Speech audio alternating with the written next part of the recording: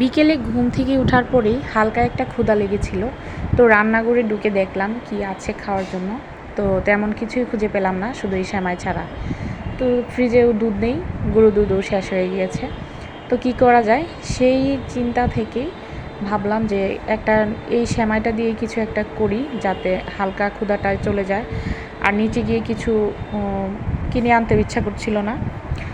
তো সেই চিন্তা থেকেই সেমাইগুলো হাত দিয়ে গুঁড়ো করে নিলাম, সাথে একটা তেজপাতা ছিঁড়ে মিশিয়ে নিয়েছি।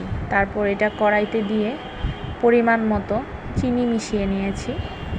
আর এখন কড়াইতে সাদা তেল দিয়ে দিচ্ছি। তো এই তেলটা দিয়ে এখন আস্তে আস্তে নেড়ে এটাকে মিশিয়ে ভেজে নেব। জানি না এখনও, যখন আমি ভাজতেছিলাম তখনও আমি বুঝতে পারি নাই যে এটা আসলে খেতে কেমন হবে। কারণ আমি লাচ্চা সেমাইটা চিনি দিয়ে ভেজে খেয়েছি এভাবে, কিন্তু এই চিকন লম্বা সেমাইটা এইভাবে খাওয়া হয় নাই। তো এটা খাওয়া যাবে কিনা বা খেতে ভালো লাগবে কিনা সেটাও বুঝতেছিলাম না।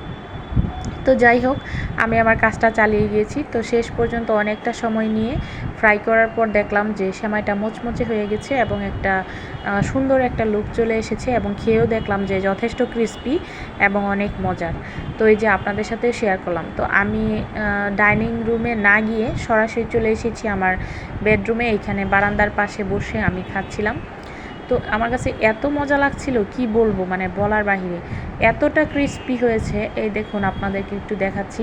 মানে এটা হাত দিয়ে ধরলেই মুচমুচে ভেঙে যাচ্ছে খুব সুন্দর করে, এবং মুচমুচে হয়েছিল, খেতে খুবই টেস্ট হয়েছিল। আপনারাও পারলে বাসায় ট্রাই করবেন। ভালো থাকবেন, সাপোর্ট করবেন। আল্লাহ হাফেজ।